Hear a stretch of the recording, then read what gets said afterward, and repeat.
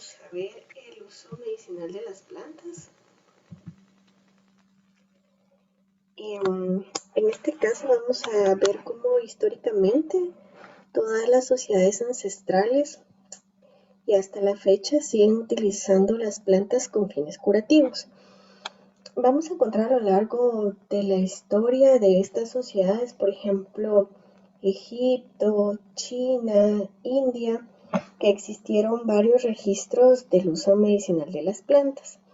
Dentro de los textos más antiguos, por ejemplo en China, durante la época del Emperador Rojo, eh, recopilaron 365 plantas con fines curativos. En la India, a través de la Ayurveda, que es literalmente ciencia de la vida, como ya lo hemos visto, también, ¿verdad? Existen varios registros de las plantas con fines medicinales. Y en Egipto, desde los jeroglíficos hay un registro de enfermedades, dibujos de las plantas y un proceso de rehabilitación. Otras sociedades antiguas, como los árabes, los griegos o los romanos, también dejaron registros de esto.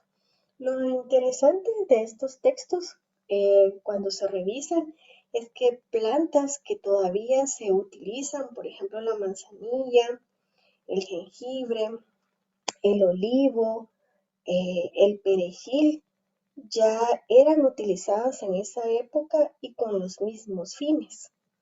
Entonces vemos que hay una correlación en tiempo que va registrando la eficacia, incluso la forma de prepararla pues sigue siendo la misma, eh, e incluso se han encontrado avances, digamos, de algunas plantas que se utilizaban para ciertas patologías y que se comprobó que el principio activo puede ser utilizado para otras enfermedades actuales.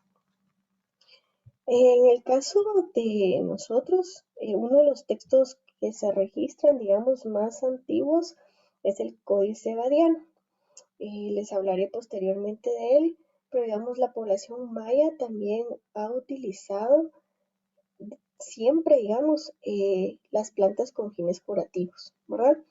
En este caso, lo que nosotros vemos es que, perdón, hay varios registros eh, de las plantas a través de transmitidos de forma oral y que posteriormente se fueron dejando de manera escrita.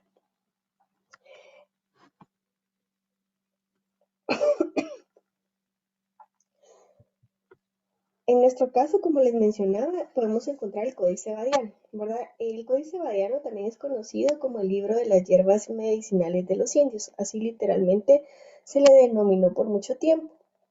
Este escrito estaba originalmente en náhuatl, después fue realizada una traducción por los españoles y luego finalmente en 1570 llegó a México Francisco Hernández, que era el médico de Felipe II, y él fue el responsable de estudiar la medicina indígena, ¿verdad? Todo el proceso herbolario. Y entonces realizó un estudio durante 7 años que al final dio como resultado el libro de la historia de las plantas de la Nueva España. En este caso se registraron 1200 plantas utilizadas con fines curativos, ¿verdad?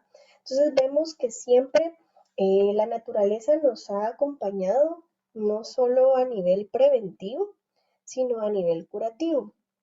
Y eso es lo interesante también. Mucha gente comenta cómo eh, sus ancestros, digamos, se enfermaban muy poco o eran muy longevos, ¿verdad? En Guatemala hay registros de personas de 110, 115 años, etcétera. Creo que hay una asociación que es muy importante mencionar, puesto que en la dieta se incluían muchas plantas, hierbas, vegetales, etcétera, que tienen una función alimentaria que aportan muchos nutrientes que sirven como prevención de patologías comunes que, como recordarán, muchas veces son causa de muerte en nuestros países. Entonces eso es importante también comprenderlo, porque en la medida en la que hemos modificado nuestra dieta, también hemos dejado de lado la prevención, ¿verdad?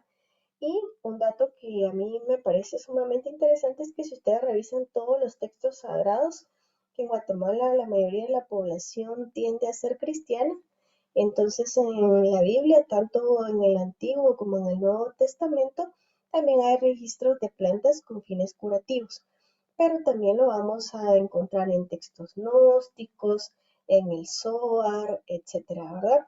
En todos los textos sagrados siempre aparecen plantas que pueden ser empleadas con fines curativos a nivel físico y a nivel espiritual también. En el caso de nosotros, digamos, dentro de la cosmovisión maya, hay un registro bastante interesante, aunque ha sido una recopilación más desde afuera, es decir, desde la población española en sus inicios y posteriormente población ladina, ¿verdad? Em, Actualmente si hay un intento por asociaciones de terapeutas o asociaciones de comadronas por dejar ellos mismos un registro visual o escrito sobre cómo conciben la función de las plantas con fines curativos. Pero usualmente la transmisión, que a mí eso me parece interesante, de los conocimientos es de forma oral. Incluso, por ejemplo, en el trabajo de campo que yo he realizado, algunos curanderos o comadronas refieren que para ciertas patologías no conocían qué planta utilizar y era a través de los sueños que recibían esa información, ¿verdad? Entonces, dentro de la cosmovisión maya específicamente, vamos a hablar de un proceso eh, que está relacionado específicamente con su calendario lunar, ¿verdad? Para ellos, en sí el calendario lunar se transforma, digamos, en 13 meses de 20 días prácticamente, que representan nuestras 13 articulaciones y los 20 dedos, ¿verdad? Incluyendo manos y pies.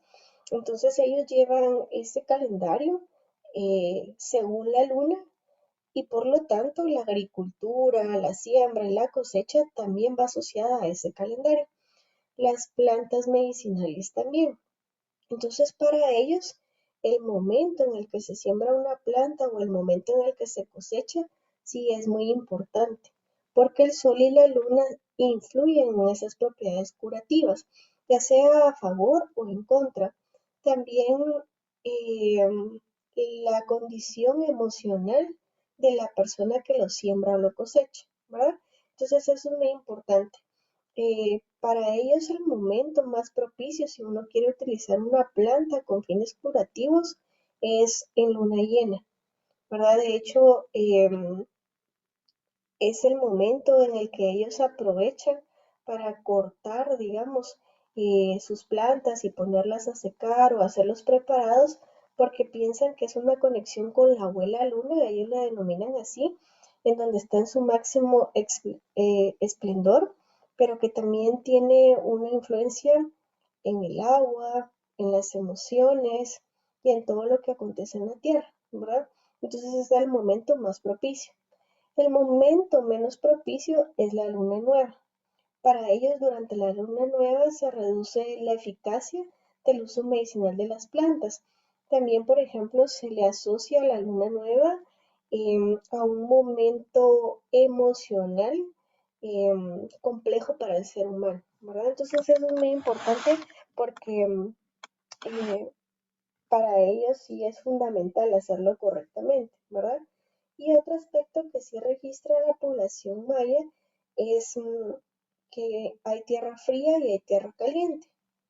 Es decir, hay lugares geográficos que tienden a ser más fríos y otros que tienden a ser más cálidos.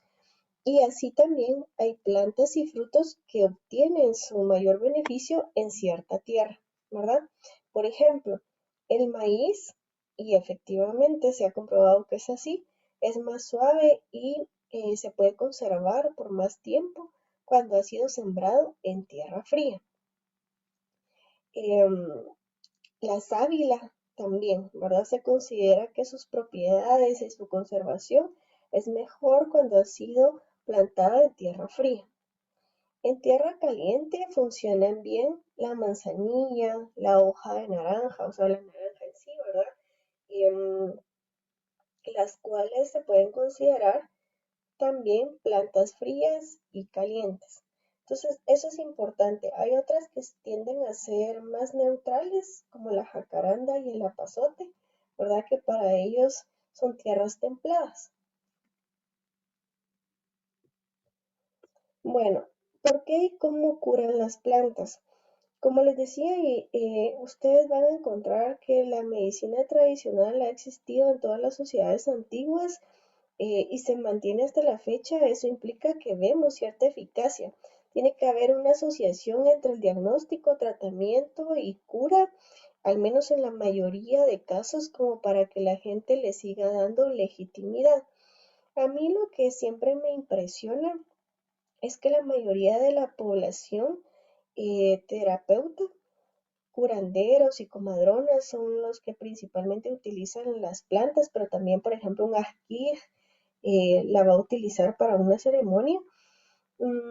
Tienen conocimientos bastante profundos y acertados del uso correcto de las plantas, la parte de la planta, sin tener una formación académica. Ha sido más de transmisión oral o, como les decía, a través de los sueños.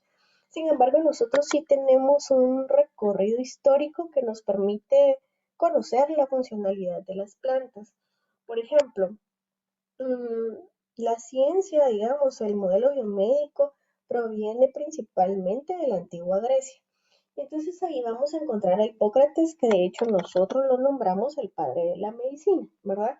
Y él fue uno de los principales promotores del uso medicinal de las plantas con fines curativos. En la antigua Grecia también vamos a encontrar a Pedanios, Dioscórides. Él fue el primero, digamos, y se le considera por lo mismo el padre de la fitoterapia, es decir, curar a través de las plantas, porque él dejó un texto, era médico, él era farmacólogo también, y el texto se llamaba, bueno, y se puede encontrar todavía el libro de materia médica. Este es un libro de farmacopea, es decir, en este libro vamos a encontrar recetas, productos preparados de plantas con fines medicinales. Y lo que se descubre acá en este primer texto es precisamente que las plantas contienen vitaminas, minerales, proteínas, enzimas, etcétera, ¿verdad? Que realmente permiten un proceso de prevención y de curación. Posteriormente, vamos a encontrar a Galenus, que a él se le considera el padre de la farmacéutica y lo interesante es que él descubrió cómo hacer tinturas. ¿Qué es una tintura? Una tintura es la que nos permite, mm, que requiere en verdad de bastante experimentación, porque nos permite extraer el principio activo de la planta. Antes se preparaban de manera directa, es decir, plantas frescas o plantas secas, pero a partir de él se extrajo el principio activo de la planta y se dejaba reposar en alcohol etílico o etanol. Y a través de esto, pues tiene una función no solo curativa, sino una función dosificada, porque entonces sabemos cuántas gotas utilizar o qué cantidad exacta poder utilizar para fines curativos, ¿verdad? También se pudieron hacer extractos con agua, extractos con vinagre, extractos también con aceite, lo cual permitió que se pudieran conservar, ¿verdad? Por más tiempo y eso es bastante útil. En algunos textos antiguos ya aparecían estos procesos mm, y la gente ya lo hacía de manera empírica. Eso también es importante mencionarlo porque, por ejemplo, en algunos lugares como el Tíbet existen curanderos que lo hacen todavía de esta manera, ¿verdad? Entonces sí, digamos que simultáneamente habían otras culturas con menos influencias sobre nuestro modelo biomédico, pero que estaban descubriendo, digamos, estas formas de preparar las plantas con fines curativos. Y luego vamos a encontrar em, otra teoría, que es la teoría de Paracelso de lo similar cura lo similar. Esta hipótesis de lo similar cura lo similar, perdón, em, funcionó bastante bien en el sentido que se veían plantas con la forma de algún órgano, que habían ya registros de la apariencia de los órganos, y en la mayoría de casos sí funciona, no en todos, pero creo que es una excelente hipótesis porque eso permitió hacer avances, experimentaciones y poder mostrar si era funcional o no. Entonces, como podemos ver, incluso dentro de nuestro modelo y de la influencia que hemos tenido a lo largo de la historia, siempre se ha utilizado las plantas con fines curativos. ¿Qué es importante ver? Nosotros vamos a ver que la OMS va a calificar a las plantas medicinales como cualquier planta, donde alguna parte de la planta, que eso lo vamos a ver ahora, puede ser utilizada con fines terapéuticos, ¿verdad? O bien que son precursores para la síntesis química farmacéutica, es decir, algunos fármacos, de hecho el 60 o el 70% de los fármacos, el principio activo es extraído de una planta. A eso le vamos a denominar droga vegetal, que es la parte de la planta que tiene ese efecto terapéutico, ¿verdad? También vamos a ver el principio activo. Y el principio activo es precisamente esa propiedad que cada planta tiene para curar algo en particular. Los principios activos de las plantas medicinales pueden aparecer en diferentes partes de la planta. Entonces, por eso es que es muy importante y es muy complejo. Y por lo mismo es que les digo que me asombra cómo los curanderos pueden tener tanto conocimiento sin haber nunca pasado por un proceso como el nuestro, de la escritura, de registros, etcétera, ¿verdad? Porque, digamos, puede ser utilizada la raíz, o sea, desde la raíz, la corteza, la hoja, el fruto, la flor, em, dependiendo de la planta. Y también la forma de preparación es clara, que ahorita lo vamos a observar. Entonces, estos principios pueden variar a lo largo de las plantas, ¿verdad? Digamos, en una misma planta pueden haber diferentes principios activos en diferentes partes. También va a depender de la época del año y también de las características del suelo, su eficacia. Eso también es importante mencionarlo porque, como hemos visto en algunas clases, la población maya es altamente defensora del medio ambiente y hemos visto extracciones bastante agresivas en espacios de Guatemala que se consideran históricamente sagrados. La explotación del suelo y el subsuelo lo que hace es desmineralizar la tierra, provocando así o que no sea funcional para sembrar o que el producto que se siembra no tiene la misma calidad, ¿verdad? Entonces eso también es importante contemplarlo porque repercute en toda la población. Pensemos que mucha población únicamente tiene acceso a estos medicamentos, a estas plantas, y que al extraer y explotar el suelo y el subsuelo, también les estamos quitando la posibilidad de tener una planta de calidad, ¿verdad? En óptimas condiciones. Entonces eso es muy importante también contemplarlo. Por ponerles un ejemplo de algo que es interesante, la raíz, la valeriana, por ejemplo, eh, se utiliza la raíz y la valeriana sirve para convulsiones, ¿verdad? El principio activo es el ácido valproico, que es el que podemos encontrar en los fármacos que son utilizados para las convulsiones. Y así vamos a encontrar diferentes plantas em, que es importante conocer la parte que contiene el principio activo, ¿verdad? O hay plantas que es toda la planta, por decir algo. Ok, las formas de preparación, eso también es importante mencionarlo, porque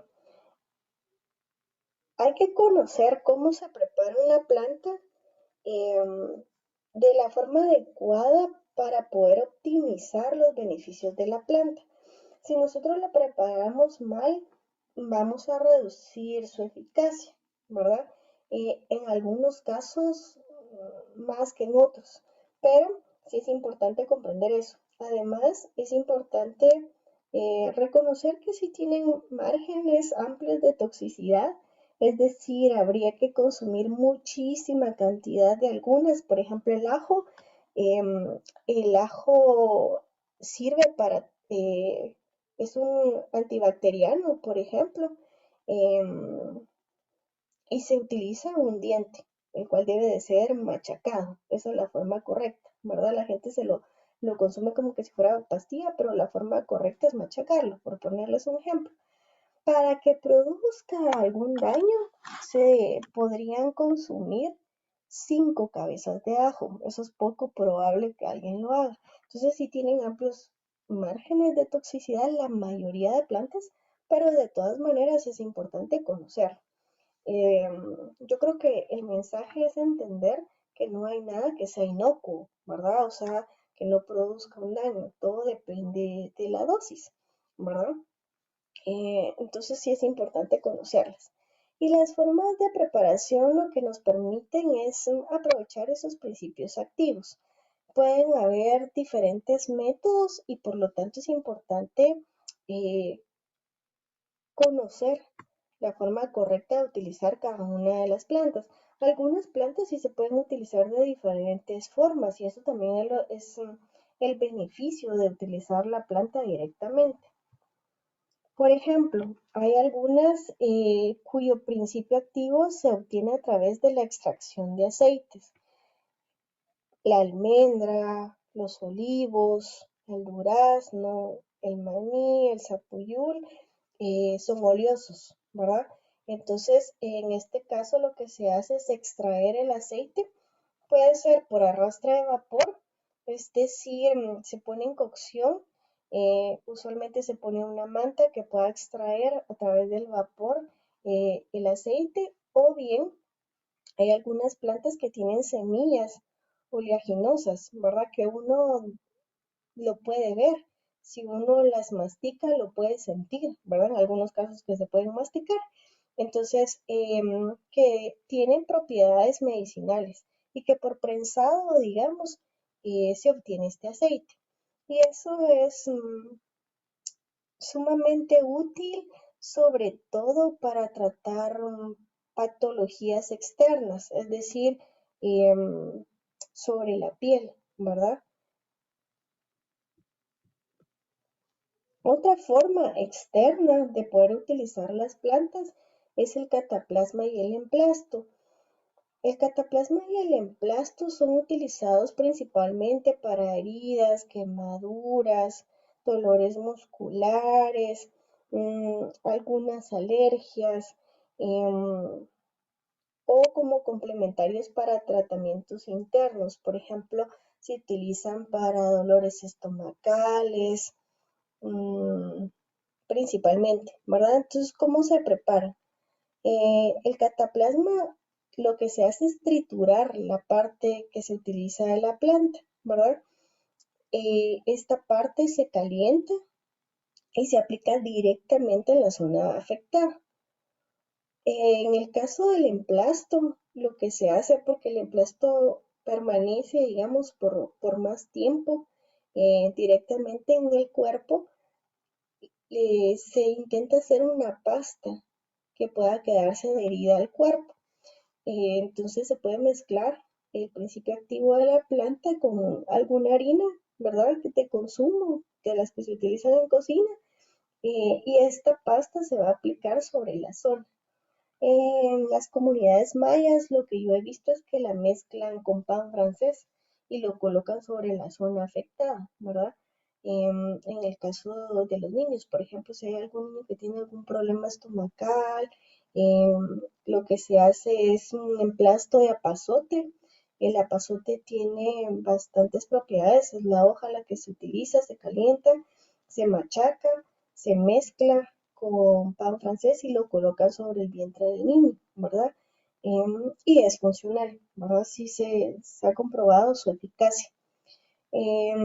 La preparación, digamos, es básicamente, ya sea, las plantas en este caso para cataplasmas y emplastos, dependiendo de la planta, se pueden utilizar frescas o secas. Por ponerles un ejemplo, la lavanda, que la lavanda tiene muchísimas propiedades para tratar problemas estomacales, para tratar problemas respiratorios, para tratar problemas de insomnio, problemas de ansiedad,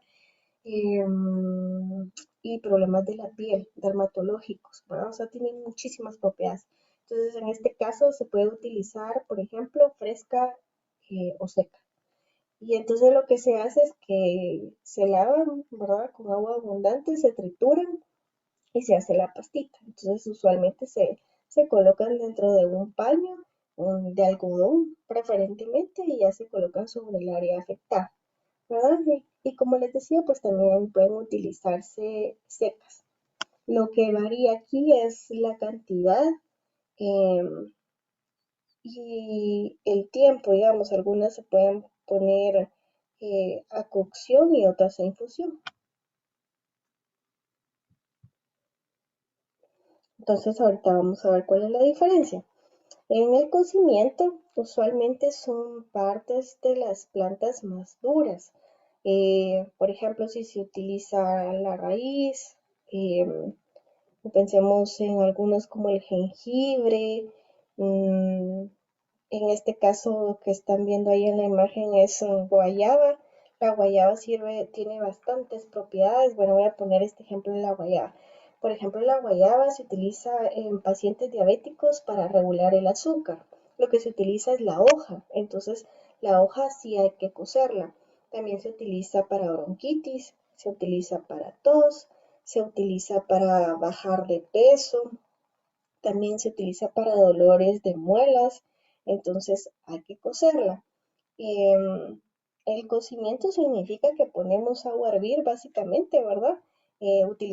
Tomando la parte de la planta que es un principio activo. Entonces cuando está hirviendo se deja la planta en cocción, o sea, no se quita el fuego, sino que se deja ahí. Entonces puede ser 5 o 10 minutos dependiendo, digamos, si son hojas, normalmente 5, pero si son semillas, troncos o cortezas, se dejan hasta 10 minutos, por ponerles un ejemplo. Y luego pues ya se puede colar y dependiendo si lo vamos a usar externa o internamente, pues colocarlo o ingerirlo. Pero, por ejemplo, vamos a encontrar algunos que necesitan de un cocimiento mucho mayor para que sean funcionales. Les pongo el ejemplo de la uña de gato. La uña de gato tiene que pasar 30 minutos en cocción, ¿verdad? Es lo que la mayoría recomienda para que pueda funcionar su principio activo, que es un antiinflamatorio. Entonces, por eso es que es muy importante conocer la planta, la parte de la planta y la forma correcta de prepararla.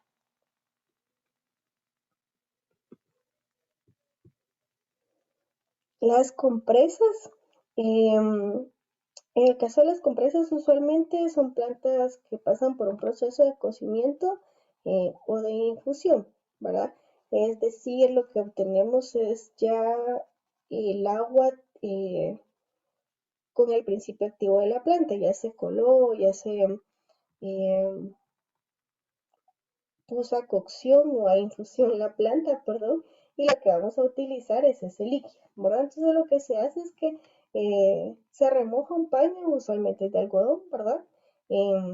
Sobre líquido caliente y luego ya se coloca sobre la zona afectada. Por ponerles un ejemplo de algo que pueda ser utilizado para compresas, la manzanilla. La manzanilla se prepara en infusión, por ponerles un ejemplo, porque es oleosa. Entonces, si la ponemos a cocer, se va a evaporar el aceite y entonces va a reducir su eficacia. Entonces, es a través de infusión y se utilizan las florecitas. Entonces, ya con ese líquido, nosotros podemos tomar, digamos, eh, un paño de algodón y ya colocarlo sobre la zona afectada. Sirve para irritaciones, para alergias, si queremos desinflamar alguna zona, por ponerles algún ejemplo, ¿verdad? Y se hace repetidas veces durante el día hasta que veamos ya un resultado. Entonces, en estos casos pueden ser usualmente de 3 a 5 días. Los extractos, que en este caso, digamos, es el principio activo de la planta, se va a obtener a través de una extracción. Em, puede ser de varias maneras, ¿verdad? Puede ser la penetración del disolvente en los tejidos vegetales, esa es una forma.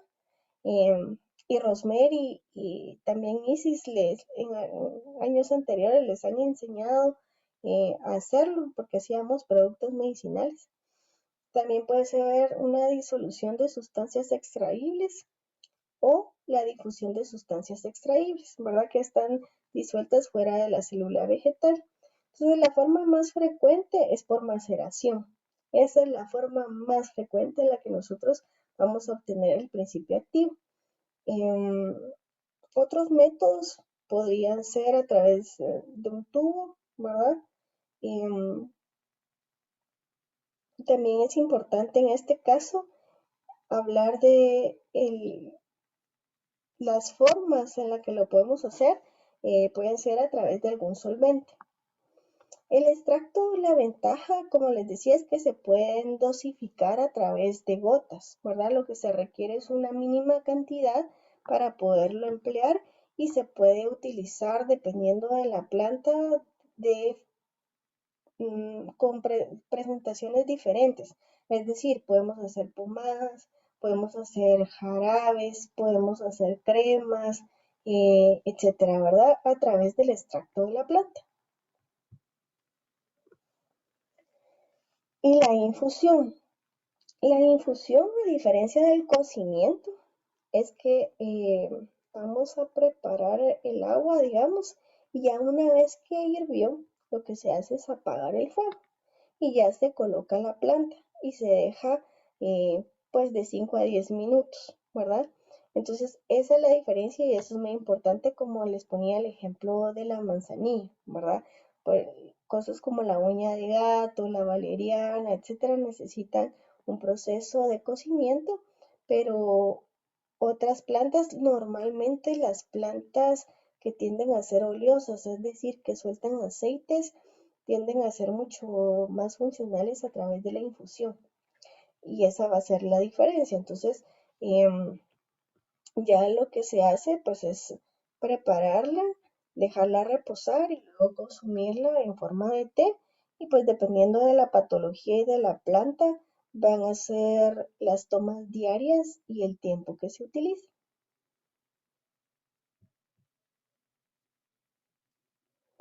Y los lavados también es la aplicación de infusiones o cocimientos o tinturas, como les había explicado, que se tratan de manera externa, ¿verdad? Para afecciones externas localizadas como heridas, como úlceras, como alergias u otras afecciones en la piel, ¿verdad?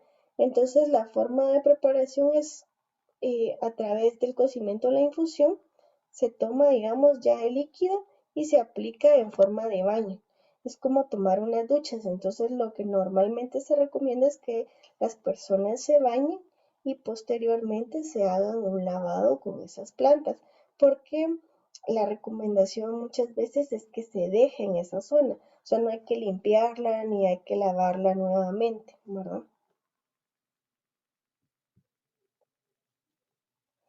Los vapores, las vaporizaciones usualmente son utilizadas para infecciones respiratorias agudas y son bastante funcionales porque despejan las vías respiratorias. em, y por ponerles un ejemplo de algo que se puede hacer a través de vaporización, es el eucalipto. Entonces, ¿qué se hace? Se colocan, digamos, la planta, la parte de la planta, en un proceso de cocción y lo que nosotros hacemos es eh, sumergir, colocar, digamos, el rostro lo más cercano posible eh, e inhalar esos vapores, ¿verdad? y eso es lo que nos va a producir un proceso de curación. Dentro de los preparados fitofarmacéuticos, es decir, que ya se extrajo el principio activo de la planta, lo que se denomina droga vegetal, es decir, la parte de la planta que tiene el efecto terapéutico y a través de esto nosotros podemos hacer medicamentos, ¿verdad? Entonces, ¿qué es importante considerar? Porque acá lo que vamos a tener es diversidad de presentaciones, em, un principio activo de una planta, pero que ya pasó por un proceso químico. Entonces, su eficacia se ve en menor tiempo y en menor cantidad, ¿verdad? Entonces, vamos a ver que hay que contemplar la materia médica, la cual debe estar adecuadamente molida, ¿verdad? Tiene que haber pasado por el proceso correcto. También la extracción debe llevarse a cabo con el disolvente apropiado, que puede ser alcohol, vinagre, agua, etcétera, ¿verdad? Em, También es importante considerar la concentración, la cual tiene que hacerse mediante un método que no afecte la estabilidad de los principios activos. Porque, por ejemplo, vamos a ver que hay plantas que tienen termoestabilidad, es decir, que pueden someterse a temperaturas bastante altas sin perder su principio activo y otras que no. Por eso es que hay que conocerlas. En el Bademecum de Guatemala ustedes pueden encontrar precisamente cómo funcionan cada una de las 200 plantas que están registradas en el Bademecum. Con los extractos procesados es importante saber que es posible hacer diferentes preparados, ¿verdad? Desde formas sólidas como em, tabletas efervescentes, pastillas, cápsulas de gelatina dura, etcétera, ¿verdad? Hasta formas líquidas como jarabes, gotas, soluciones, suspensiones en cápsulas de gelatina suave, em, que también son bastante funcionales, y formas de uso local, como cremas, pomadas, algún gel, colirio, supositorio, etcétera, ¿verdad? Entonces, es importante realizar la extracción de forma adecuada para que este producto sea altamente eficaz.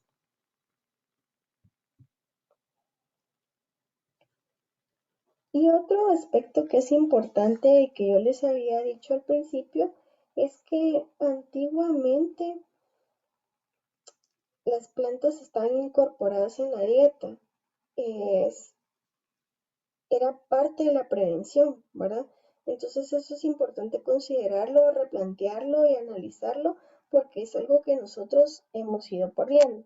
Es decir, algunos frescos, por ejemplo, ustedes han visto en Guatemala anteriormente, le pueden preguntar a sus abuelos, em, los frescos se preparaban con naranja, con chía, con limonada, etcétera. Entonces eran ricos en vitamina C, por ejemplo, o se consumía un té